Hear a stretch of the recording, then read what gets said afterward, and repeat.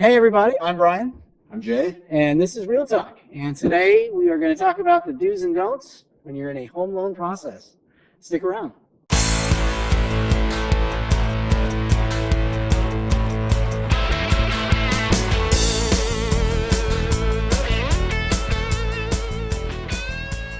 Well, hey everybody. Jay, this is super exciting. This is momentous. We've been thinking about doing this for a long time. It is. It's super exciting. This is 2 years probably. Probably 2 years in the making. Yeah. Yeah, we were thinking that it would be really cool to do something like this where we kind of pull back the curtain, so to speak, on what we do and how we do it, and maybe inform a little bit and entertain a little bit with some stories. Yeah, help some people along the way. So this is episode number 1. This is our very first podcast. It's exciting, and we're going to talk about do's and don'ts.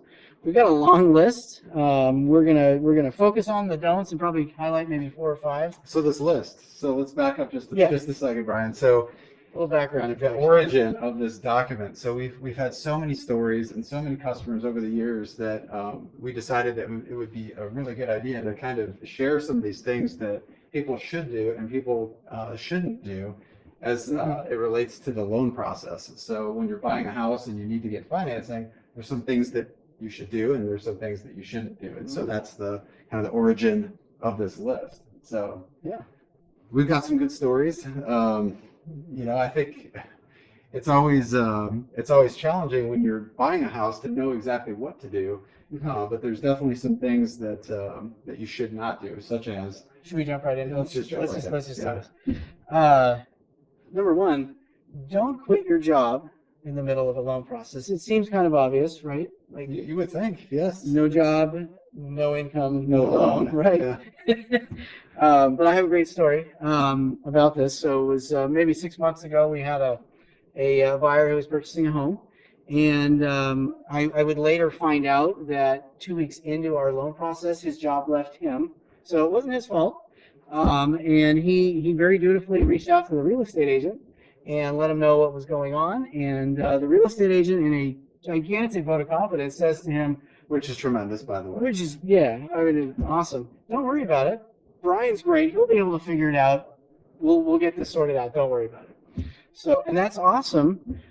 Except the problem is that I never did find out about it. So until we did a verification of employment, luckily we were able to save it. We had just enough time to bring in a co-bar and rescue the deal. But so often times these things don't come up until it's too late, and now we have big delays, and that was an interesting experience there. A little stressful. A little bit stressful, A little yeah, stressful. for sure.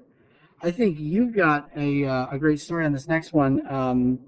Don't take any cash advances on your credit card Yes. to fund your down payment. Yeah. So anytime if somebody is saving money for a down payment, it's a great thing. And sometimes it takes a little bit of time, so you can't do it right away.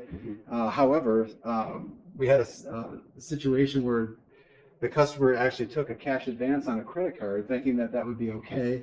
Cash is same as credit, all the same, and it really isn't. So anytime there's a cash advance situation, the cash advance is actually treated as cash. So because there's debt involved, it's the way that they look at that is it's literally like they just took cash and put it in their bank account. So unfortunately, we were not able to use those as funds for closing. And sometimes it's it's understandable that idea would come up to help complete your down payment, because things happen and expenses come up that are unforeseen, and it would seem reasonable and logical to use your credit card in a cash advance because it's your credit card, it's your money.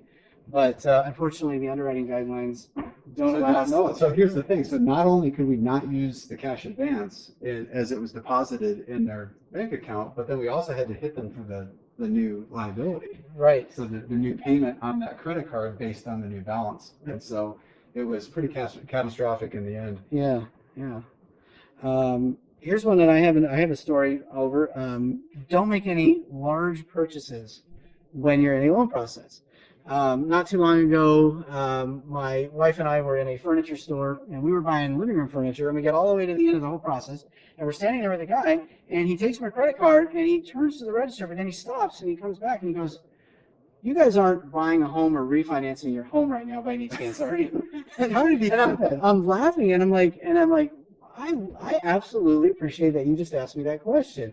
I happen to be a mortgage guy, so I absolutely understand what that means. And you're the first person. Did you wonder why is he asking me? Well, this he, question? he told me that he'd had multiple experiences just in the last couple of months where these young couples had come in, and it turned out that he didn't find out. What happened was is he didn't find out until they were already done with the transaction and completed the credit application and gotten the new furniture and everything, that he found out that they were buying a home, and he felt really bad about it because he knows that can have pretty drastic implications on What a guy! prices. I mean, typically it and so doesn't work he's, like that.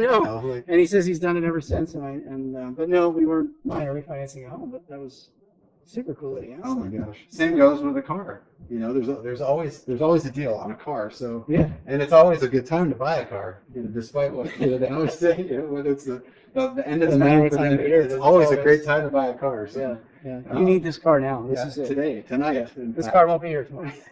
We've got 3 other people looking at it. So yeah, That's a common one. Yeah, I mean, it's understandable. Yeah. It's, you need a car. You gotta have a car, right, to get to A and B and get home. And I always tell my customers, if you absolutely if your car literally won't start anymore, let's talk about it. Let's run some numbers. Let's figure out what kind of a payment might work in a new car so that we can still keep your loan moving forward. But at the end of the day, the advice is if you don't absolutely have to buy a car right now and we're doing a loan for you, don't buy a car right now. If it's possible, Yeah. just wait until the end of the process and yeah. And I think that kind of takes us to this idea of communication, being a team with our borrowers. Yes. There's so early on in the loan process, and that's a key thing too, is there's a lot of email in the beginning of the loan process, and just with the way that systems are with compliance and things like that, there's just a lot of email in the beginning of the loan process in general. And so we just ask that you just keep your eye on your email, read it daily, don't ignore your email. So that would be another good one for early on in the process.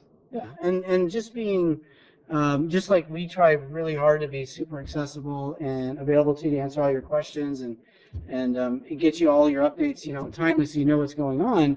It really makes a huge difference when our borrowers are communicating back at us, quickly and with the things that we need, the items that we need to be able to complete our underwriting process. It's huge. We look at it as we're a team with our borrowers. Yeah, and our goal is to help and to guide you through the process. And so, kind of even sometimes to coach you through part of the process. Yeah. So I mean, it's why we I think it's one of the reasons I love this job is that I get to come to work every day and help people understand this very complex process of getting a loan and the credit and the debt and the assets and all these things that are part of it. And I get to help people understand it and educate them on it. Oh yeah, and try to simplify it. We're really trying to help make it easier. Mm-hmm. So because it is a challenging process and it's just that way. Yeah. So punchline, there is no such thing as a completely stress-free mortgage, but we try hard to make it we really do make it that way. And when we're working together really well with our borrowers, that's usually the result. The communication is key. Yep. So That's number one. the better we all communicate, the better it's going to go. Yeah. So And guys, there's so many more of these don'ts and do's and things that we just don't have time to go through them all today. Not on this We'd love episode. to, not on this episode. Maybe there'll be some more stories down the line. But if you guys have any questions at all, if you're wondering about a do or a don't, comment down below or reach out to us directly. If you like this video, please smash that thumbs up button if you're watching it on YouTube. And again, any and all comments and feedback, we'd love to hear from you. And we'll see you guys again on the next one. thanks again. All right. Take care, everybody. Hey, gang, it's Brian and Jay, and we are here with the do's and don'ts when you're in a home loan process. All right. Stick around.